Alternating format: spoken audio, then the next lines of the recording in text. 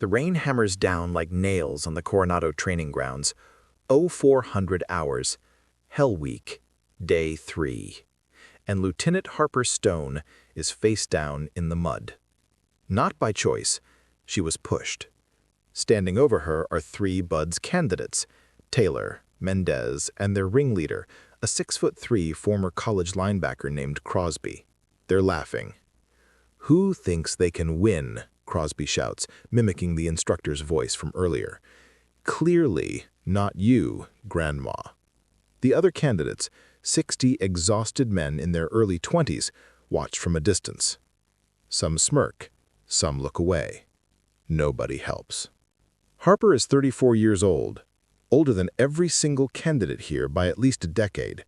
She showed up 3 days ago with zero explanation, zero context, just orders assigning her to this training class. She doesn't look like a SEAL candidate. She looks tired, small, out of place. Crosby grabs the back of her shirt and shoves her toward the barracks. "Why don't you quit now and save us all the embarrassment? You're slowing down the whole class." Harper stumbles, catches herself, says nothing. She just wipes the mud from her face and keeps walking. Taylor calls after her. Bet she's gone by morning. They all laugh. What they don't know, what none of them know, is that Harper Stone isn't a candidate. She's a veteran Navy SEAL with 7 years of operational experience, and she's about to teach them a lesson they'll never forget. Make sure you subscribe and tell me which country you're watching this from. I'd love to know. Harper Stone was one of the first women to complete Bud's training and earn her trident. She served on classified direct action missions in Syria, Yemen, and the Horn of Africa.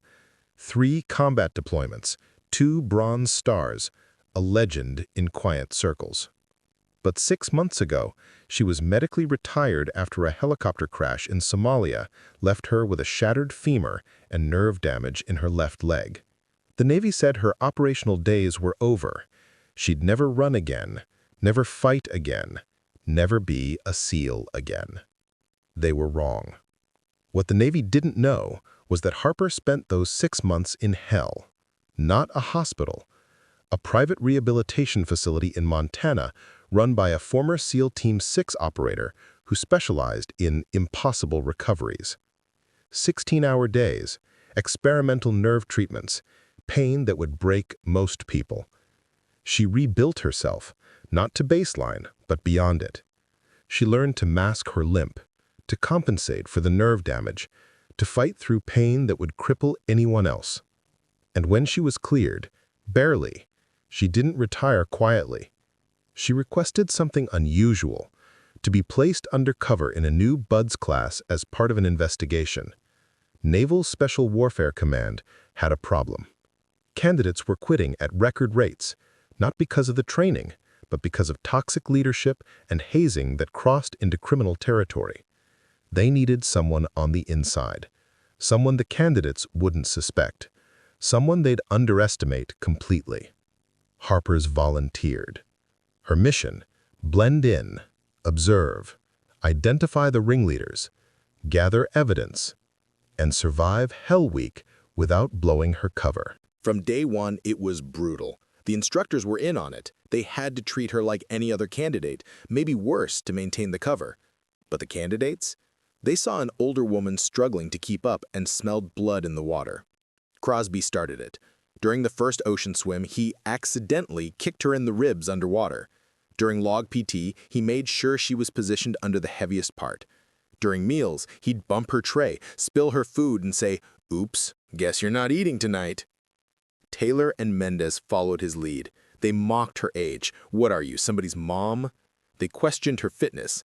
"How do you even pass the entrance requirements? Diversity hire?" They isolated her.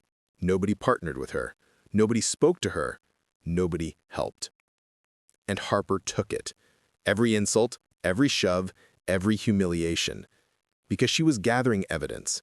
She memorized every face, every incident, every word. And slowly, she started to see the pattern. Crosby wasn't just a bully.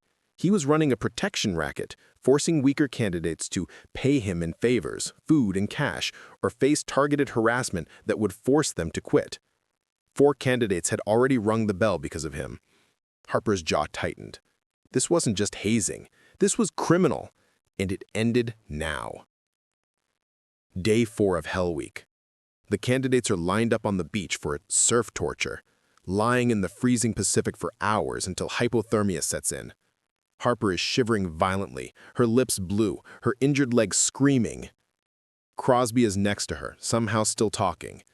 "You know what, Stone? I respect you for lasting this long, but you're done. Look at you. You can't even stop shaking." He leans closer, whispers, "Do yourself a favor, ring out, before you die out here." Harper's eyes stay fixed on the horizon. Then, quietly, she speaks. "You've been taking money from candidates, threatening them, forcing them to quit." Crosby freezes. "The hell are you talking about?" "Thompson. He paid you $500 to stop targeting him. You took it and targeted him anyway. He rang out yesterday." Crosby's face goes hard. "You need to shut your mouth." "Garcia, you told him if he didn't do your laundry, you'd make sure he failed the pool comp. He failed because you sabotaged his gear." "I said shut up." "Patterson, Chen, Ruiz. You destroyed them all." Crosby grabs her by the collar, yanks her up out of the water. "Listen, bitch!" Harper's hand moves like lightning. She breaks his grip, twists his wrist, and sweeps his legs out from under him in one fluid motion. Crosby crashes into the surf. The entire class goes silent. Harper stands over him, cold water dripping from her frame, her lips blue, her voice calm and lethal. "You're done, Crosby." An instructor's whistle blows. "Stone, Crosby, on your feet." They stand.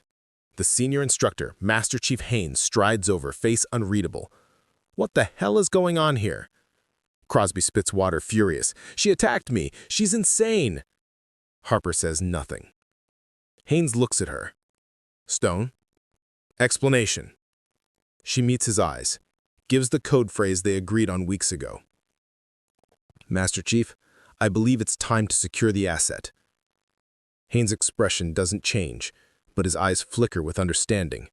He keys his radio. "Base, this is Haynes. Initiate Omega Protocol. I need NCIS on the beach, now." Crosby's face drains of color. "Wait, what?" Haynes turns to him. "Candidate Crosby, you're being placed under investigation for extortion, hazing, and conspiracy. You're done." "This is bullshit. Who the hell is she?" Haynes looks at Harper, then back at Crosby.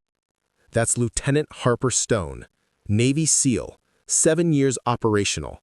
She's been undercover in this class for 2 weeks, and you just confessed to multiple felonies in front of a commissioned officer." The beach goes dead silent.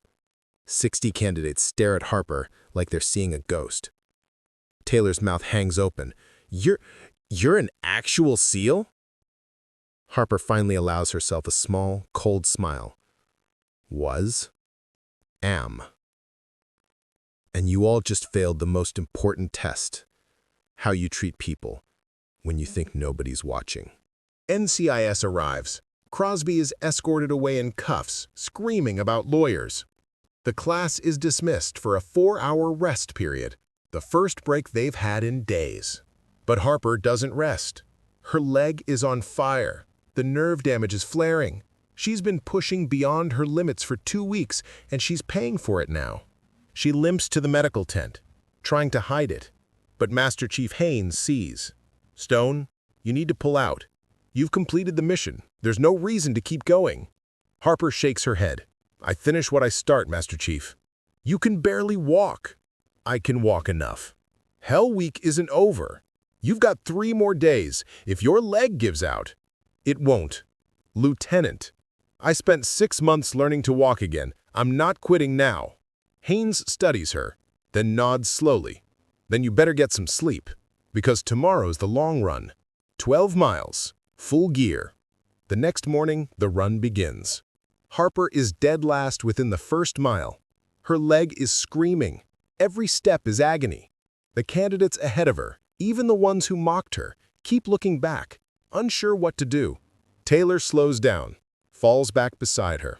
"Lieutenant, you don't have to prove anything. Everyone knows what you did." Harper grits her teeth. "I'm not proving anything. I'm finishing." "You're going to destroy your leg." "Probably." "Then why?" She looks at him, sweat and pain etched on her face. "Because some of you are going to make it through buds. You're going to become SEALs. And one day, you're going to be on a mission where everything's gone wrong. You're hurt, and quitting looks like the smart choice." She pushes forward, step by agonizing step. "And when that moment comes, I want you to remember the woman who could barely walk, but finished anyway." Taylor stares at her. Then he turns and shouts to the class ahead, "Slow down! We stay together!" One by one, the candidates slow their pace. They form up around Harper, not carrying her, but matching her pace, running with her. Mendez appears on her left. "We got you, Lieutenant." Another candidate on her right. "You set the pace, we follow." For the first time in 2 weeks, Harper isn't alone. They cross the finish line together. Dead last, but together. That night, Master Chief Haynes calls an emergency class formation. The candidates stand at attention, exhausted, battered, but still standing. Haynes addresses them. 2 weeks ago, Lieutenant Harper Stone joined this class undercover. Her mission was to identify and stop toxic leadership that was destroying this program. He pauses. She succeeded. 3 candidates have been removed. 4 others are under investigation. This class will move forward with honor and integrity, or you won't move forward at all. He turns to Harper, who stands at the end of the formation.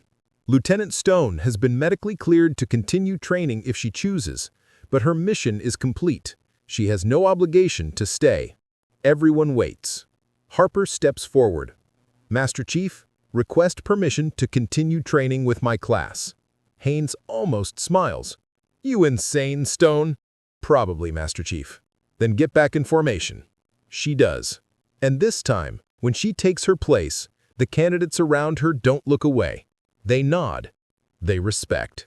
3 days later, Hell Week ends. Harper is still standing. Battered. Limping. Barely functional. But standing. Taylor approaches her as they secure their gear. "Lieutenant, I'm sorry. For everything." "You didn't do anything, Taylor." "I didn't stop it either. I watched Crosby destroy people and I said nothing." Harper looks at him. "Then don't let it happen again. That's what separates SEALs from everyone else. We protect the people beside us. Always." He nods. "Yes, ma'am." Mendez joins them. "Hey, Lieutenant. Just so you know, you're the toughest person I've ever met." Harper smiles. Genuine this time. "I'm not tough. I'm just too stubborn to quit." There a difference? Not really. 6 months later, Harper Stone graduated again from Buds. Not as a student, as an instructor. Her first class, the one she finished Hell Week with, including Taylor, Mendez, and 43 others who learned the most important lesson of all. Strength isn't about how much you can lift, it's about how much you can endure and still choose to stand. Harper Stone proved that the hardest battles aren't fought on foreign soil. They're fought inside yourself, against doubt, against pain, against every voice that says you're done. And when you win those battles, you become unstoppable. Before you go, tell us in the comments, which country are you watching this video from? And don't forget to subscribe to Her Force Tales for more incredible stories. And hit like, share, and comment to support the channel.